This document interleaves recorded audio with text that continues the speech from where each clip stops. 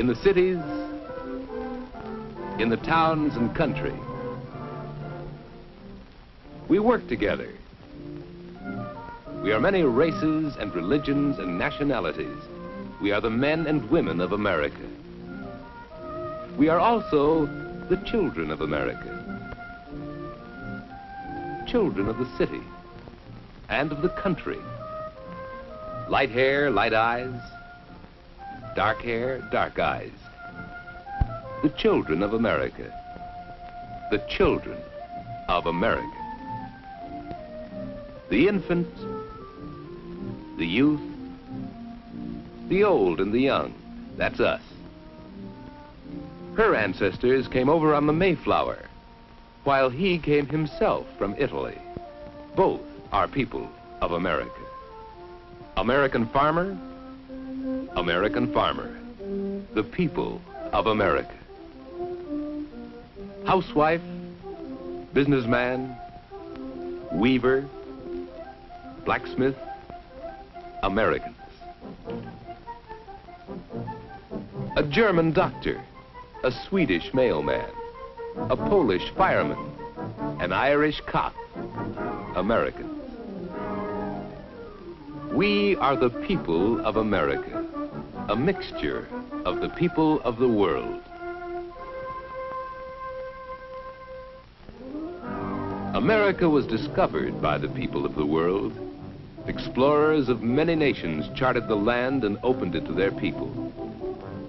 Columbus of Italy, Balboa and Ponce de Leon of Spain, Sir Walter Raleigh of England, Henry Hudson, and other brave exploring men who sailed their ships into unknown waters and found the land of America. And the land was settled by the people of the world. From Spain, from France, from Holland, from England.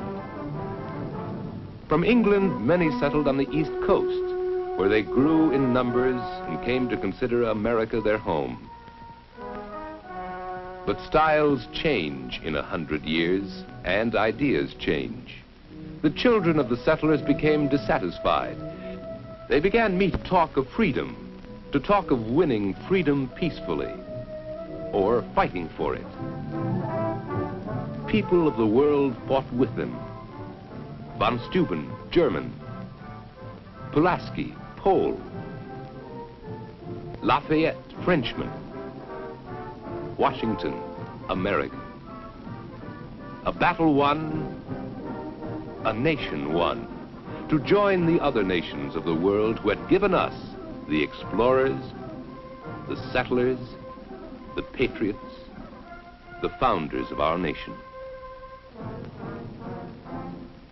Before the nation had been formed, people of England and Holland had settled in the east and southeast, and brought from Africa Negroes as slaves and settled them mainly in the south.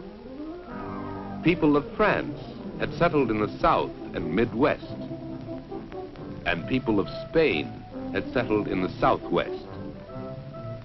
But after the nation was formed, more people came.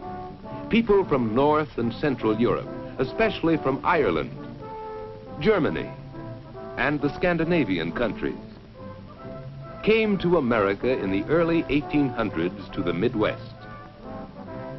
People immigrating to America, becoming Americans. People from Asia, many from China and Japan in the late 1800s and early 1900s to the far west. The people of the world in America. But there was movement and shifting of people and intermixing. So the South became not just the home of the English and the Negroes and the French, but the home of these and other Americans.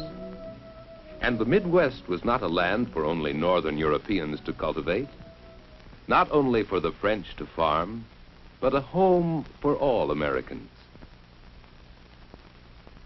For the people were moving and mixing.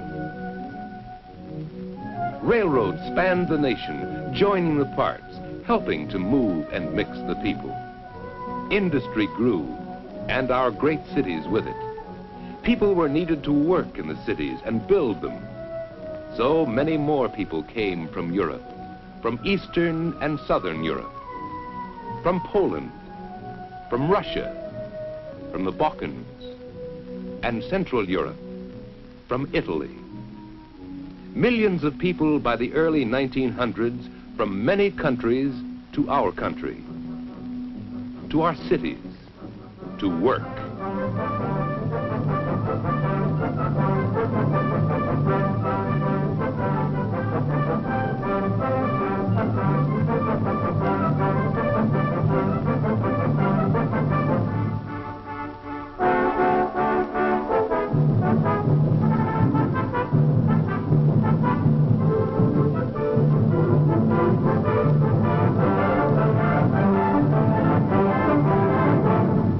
From the other nations, north of us and south of us, more people have come. The people of America. The people of the world.